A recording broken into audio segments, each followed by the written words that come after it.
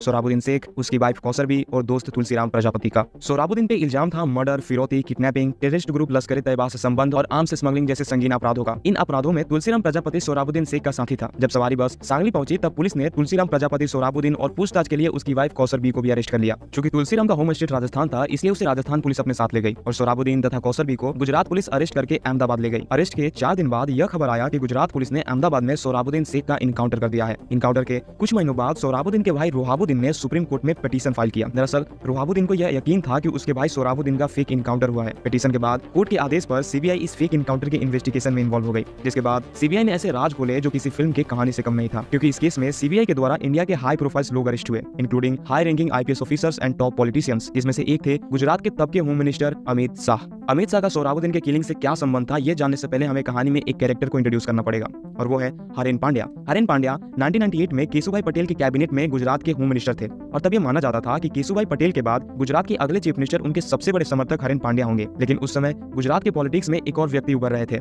माननीय श्री नरेंद्र मोदी।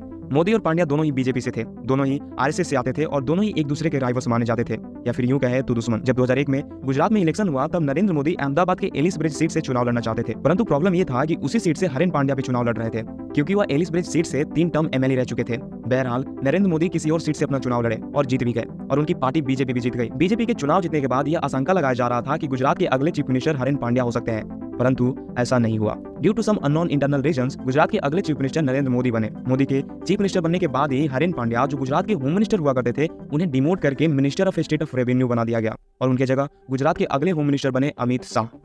हरेन पांड्या उस समय अलग अलग मुद्दों पर मोदी और अमित शाह का क्रिटिसिज्म किया करते थे और यह अक्सर एक सनसनी खबर बन जाया करता था, क्योंकि वो तीनों ही एक ही पार्टी से थे। इन सभी के बीच फिर किसी अननोन रीजन की वजह से अचानक हरेन पांड्या ने अपने पद से इस्तीफा दे दिया और इस्तीफा के बाद भी मोदी और शाह का क्रिटिसिज्म करते रहे, including Godhra incident. Cut to 26 March 2003। इस दिन हरेन पांड्या सुबह 7 बजे अहमदाबाद के लॉ गार्डन में टहल रहे थे और तभी 2 अनजान व्यक्तियों ने 5 गोली हरेन पांड्या को दाग दिया, जिसके पश्चात हरेन पांड्या की मृत्यु हो गई। जब नरेंद्र मोदी हरेन पांड्या को श्रद्धांजलि देने उनके घर पहुंचे तब रिपोर्ट्स के अनुसार हरेन पांड्या के पिता ने मोदी से यह कहा था कि आप यहां से चले जाइए, हमें आपकी सिंपैथी की कोई जरूरत नहीं है।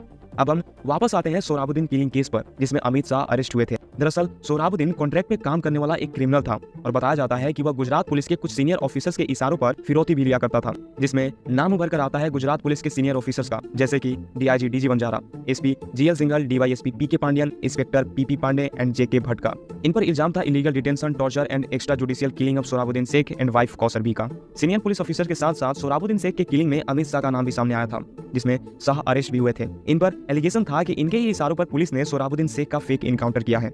फिर सवाल यह आता है कि कोई पॉलिटिशियन किसी